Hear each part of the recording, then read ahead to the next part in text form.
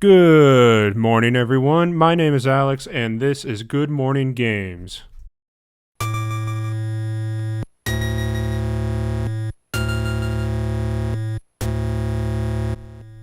Today I want to talk about Nintendo's plans for Metroid at E3 2021.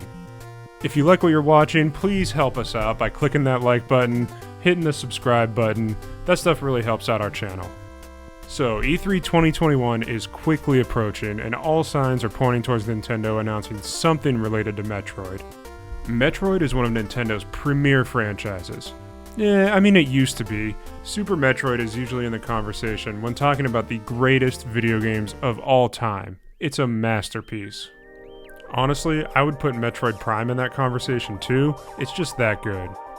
Metroid has been around since the NES days, and admittedly, the series has had some misfires. Other M was not the game people wanted, and Metroid Prime Federation Force wasn't really even a Metroid game. I'm not entirely sure what that was, to be honest. It kind of just seemed like this weird space action game for 3DS, and then they decided to slap on the Metroid Prime logo just to try and sell more copies. At least we got Metroid Samus Returns on the 3DS, which was a remake of Metroid 2, Return of Samus.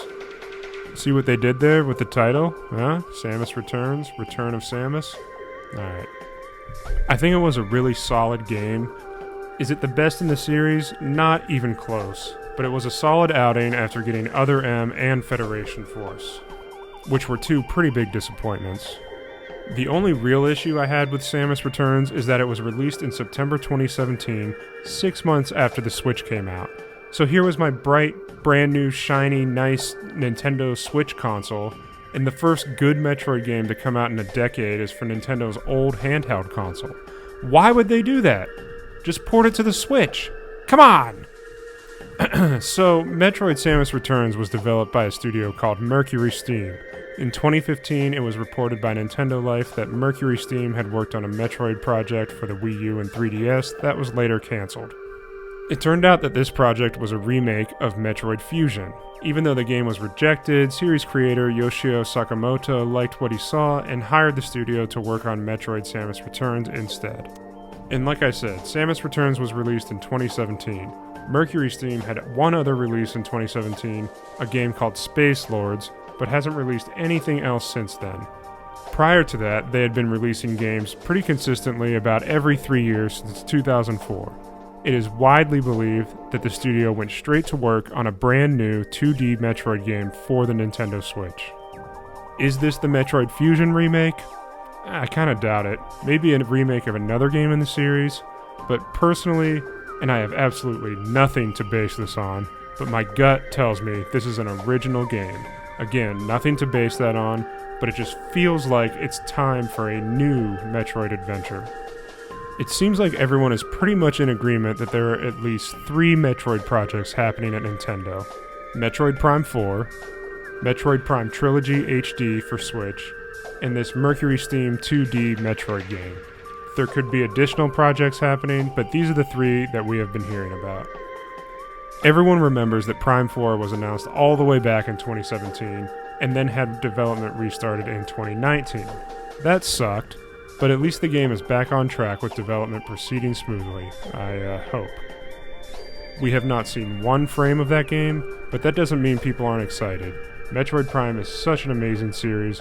It's good to see that Nintendo wants to do it right and will continue to develop the game until it lives up to expectations. Metroid Prime Trilogy HD is probably just sitting on some virtual shelf somewhere, waiting for some intern who's sitting at his desk eating a burrito to drag and drop it to the Nintendo Switch eShop.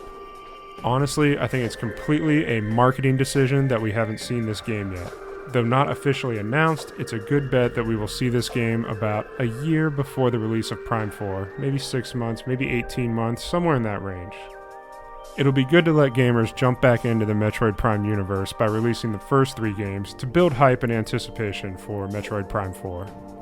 Alright, let me get back on track here. Back to E3. I think the most likely Metroid announcement at E3 2021 is the 2D Mercury Steam developed Metroid game. The timing is right, seeing as how it's been 4 years since their last game / the last Metroid game.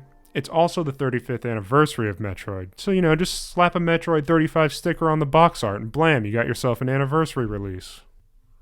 Oh yeah, I do think this will be announced at E3 and released later this year. My guess would be October, but that's just a hunch. Nintendo is going to have their hands full with Zelda releases this year, and maybe that new 3D Donkey Kong game people have been talking about, not to mention the Pokemon Diamond and Pearl remakes, so I don't think we will get more than one Metroid announcement at E3. But this is Nintendo, they could surprise us and just drop Metroid Prime Pinball 2, and I would not be surprised. I do not think we will hear anything about Metroid Prime 4 or Prime Trilogy HD at E3 this year. As a fan of the series, I've been telling myself that Metroid Prime 4 is a holiday 2023 release, just to shield myself emotionally from the constant disappointment of not having any news about the game. But honestly, holiday 2023 is probably when that game comes out. It really depends on what assets, if any, they were able to reuse before development restarted. But my understanding is that they were starting from scratch. And by the way, I'm pretty happy that Prime 4 is now being developed by Retro Studios, which has been the home of the Prime series since the first game came out all the way back in 2002. In my opinion, they can take all the time they need to make sure the game is the best it can possibly be. We need Prime to come back to its glory days. Alright guys, that's going to do it for this video. If you enjoyed this one, please hit the like button, and if you want to stay up to date with everything Good Morning Games does here on YouTube, hit that subscribe button. It really helps out our channel.